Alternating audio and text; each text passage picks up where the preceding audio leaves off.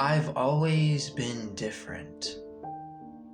I've never been able to fit in with people. Even my childhood was different.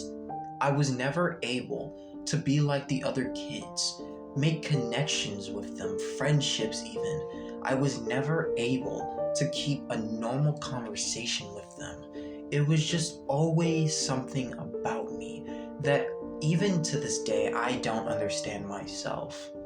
I didn't understand how or why I could do the things that I can. I just always had a way of seeing through people, seeing through the facades of life, the facades of people around me. I just never made a connection with them because instantly I knew who they were.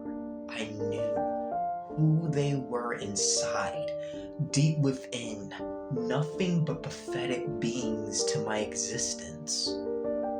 It made me sick just to look at them. I didn't know why, but it's just how it's always been.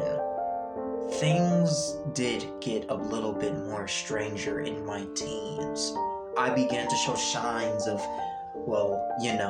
the occasional killer type signs. I didn't kill small animals, that was never a thing, but the occasional of imaginary glances of looking at people and then you have this daydream of slicing and dicing them up is usually what happened with me. I didn't understand why I was having them, but I had them. And it quickly developed into my early 20s into, the monster you hear now. I didn't want this. It's an impulse. It's like I have to. It became clear to me that there needed to be change in light of recent events. Someone from my past, or more specifically future, Justin X. Gosh, how did I fall so far from the tree when my parents were the complete opposite of what I am? They are the thing that people wish they could be, the great man and woman people wanted me to be, but I didn't. I became something else, something that I wish I wasn't. I guess it's all my fault. Maybe it's because of my growing up, or maybe it was because the lack of understanding on my part, but maybe it's something else, something deeper than that, something else. I never felt more vulnerable than I did in that moment in that basement, tied down to a chair, wondering how did it get to this? How did I let it get to this? I don't know. Justin X has outsmarted me every step of the way, kidnapping me, tormenting me. It's never been different. It's always been the same. Different in personality, but situation-wise, it's always gone down the same route it always has. Justin X tormented me right there and there in that chair. I was confused, waking up from a daze, wondering how did I get here. And then I realized it happened again. He kidnapped me again. I was so enraged. I wanted it to stop. I wanted everything to stop. But sometimes you don't get what you want, do you? It's never, ever gonna stop. He sat there tormenting me, telling me I would never get away. I told him that I would, and I'd find a way out of here. He said, I don't think so. I think I have you right where I want you, and I think this is where you're going to stay. I knew his plan. I knew he wanted to turn me into him. I would never, ever be him. Not when I know the truth of what I'll become in the future. If I allow even my darkest part to arise again like a way it did, if it wasn't for Justin X showing up and revealing himself to me, I would have gone down that same route. It's sad.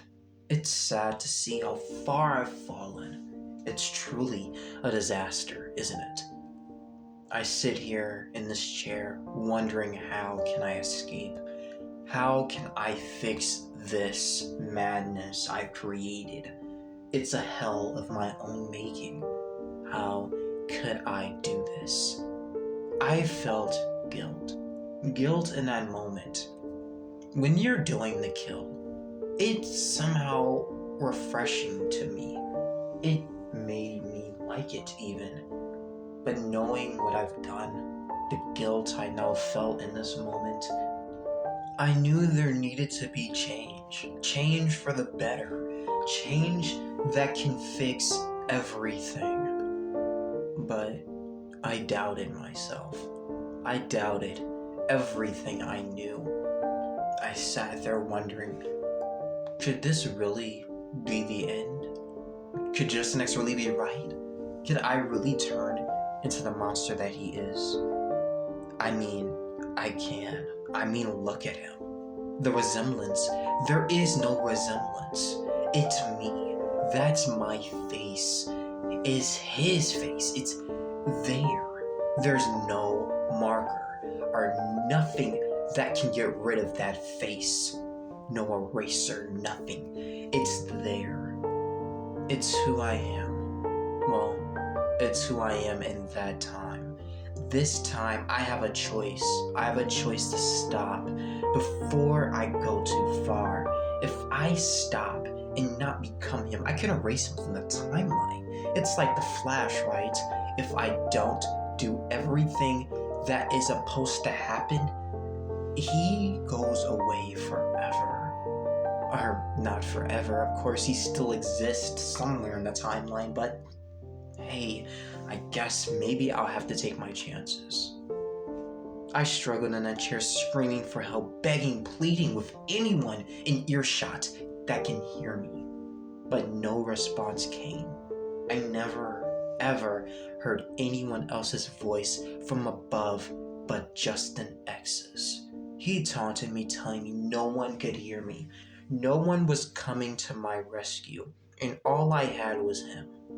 All I had was his offer to turn into him. I sat there, hopeless that I would never be free, and hopeless that maybe I might succumb to his offer. Is it really the end? I mean, it wouldn't be the end if I took his offer, right? Maybe it would be for the better. No, I couldn't think like that. I had to remind myself of the families that I've torn away, the things that I've done. I had to be there. I stopped at the sound of the doorbell ringing. Thank God, the doorbell rung, and I could hear Justin X panicking a little bit slightly, realizing he didn't gag me earlier. He usually gagged me, but this time around, on this day, he didn't. Someone heard me pleading, crying out for help. He opened the door. Hesitantly, I could tell. I could hear voices speaking, but I couldn't really make it out. Until suddenly, the door closed. I was saddened to know that no one came to my rescue. I was angry, frustrated with myself. How did you get yourself into this, Justin? How did you let it come this far? I sat there, hoping, praying that something would happen. The next day came, and surprisingly enough, a knock came. It was the police. Someone had called them. No doubt it had to be the neighbor from last night. The police came in. Because Justin X didn't answer the door, he was gone for the day. He came in and I can hear him looking around. At first, I didn't know it was the officer, but I could hear him, and I assumed it was just Justin X. The door opened to the basement. He came down the stairs and I saw the cop. I pleaded with him and begged him to get me out of these restraints. I've been kidnapped, please help. He came rushing over to my side, untying me, and then I elbowed him in the face, knocking him out and telling him sorry. But that had to happen. I quickly ran upstairs, packing my clothes and getting the heck out of Dodge before Justin X could come back or the police officer could wake up. I was free. I was gone. I finally had a chance to start anew. I ran and ran until I got a taxi and made it to the airport. But just when I thought it was all over, my phone rung outside of the airport. Justin X's voice came on. He said, "Do you really think I don't know? You really think you could escape me? You think that you're free, don't you? I know you do. But you're wrong, Justin. I've lived this life already and I know what you're planning to do. I mean, some things have changed, but not changed enough. You can't escape me, Justin. There is no way you could win this fight. So how about you come back here and surrender without any bitty little problem? Because if there is, then you're really gonna have a problem." I sat there stunned. And then in a quick move I said, "Justin X, you're insane." He said, "Well, I figured you'd say that. You can't run. It's going to be an enjoyment chasing you down." In an angry move, I slammed the phone down to the ground, stomping on it as hard as I could. I couldn't have let him track me down to where I was. I couldn't let him know that I was at the airport, though there was no doubt he probably already knew. But he couldn't get there in time. Maybe he couldn't, or maybe he was already there watching me. It didn't matter. I got on that plane and I flew out of there. Flew to where, you ask? New York City. A big city with a big crowd to blend into. Somewhere where I can hide from Justin X for now, come up with a pincer plan to pincer move him, to destroy him, to finally get rid of him once and for all, and to be free of this nightmare that I put myself in. I will figure out a way to redeem myself afterwards, maybe even turn myself in. Who knows what I'll do next? Who knows the atrocities that Justin X will commit in order to find me? But I have to be strong. I have to be ready for anything. New York City is a big place. A big place though. Even in the biggest of places, someone can be found very easily. I have to be ready for him, and I will be. Even now, I sit here in my bed in my rented apartment in New York City. I still feel almost, I don't feel quite safe, even here. But I can't stop fighting. He will be dead. Even if it kills me, he will be gone. And there will be nothing else to get in my way of trying to figure out what I am and who I am. But in the meantime, maybe there is some time for me to reflect here and figure out a way to get past my bad tendencies. I can't slip up, because if I slip up even one time, it could be the end of everything. I hope that maybe when this is all said and done, maybe, just maybe, a life of normalcy for once.